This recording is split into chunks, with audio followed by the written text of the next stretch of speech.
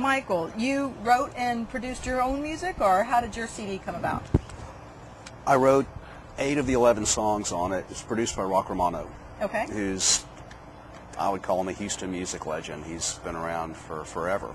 And he produced the CD, and 8 originals and then 3 covers. Okay.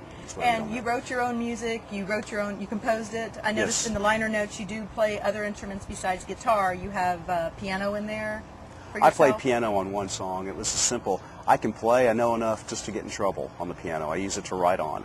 But there was one of the songs called Please Let Me Love You Again that had this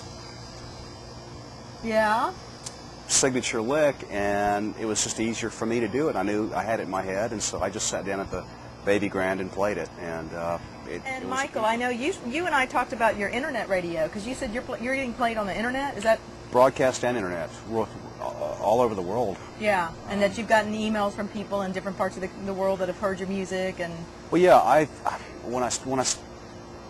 what started this really was when I realized just how much the internet had opened up the possibilities to do your own project as an independent. Yeah.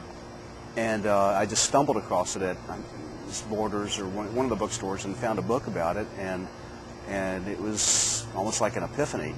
I mean, you read this and realize this is really doable. Yeah. You know, and so I just took and sunk every bit of money that I could afford to do, besides, you know, and just to do this CD and to do it as right as I could, and then I launched a massive campaign. Spent, I don't know how many hours I spent just researching this, finding radio stations that are open to this kind of music, because you know the CD it's blues. I mean, I call it contemporary blues. Well, the blues is, I mean, obviously it's not mainstream. I mean, every so often it peaks and things come around, but you know, doing this it's more of a niche.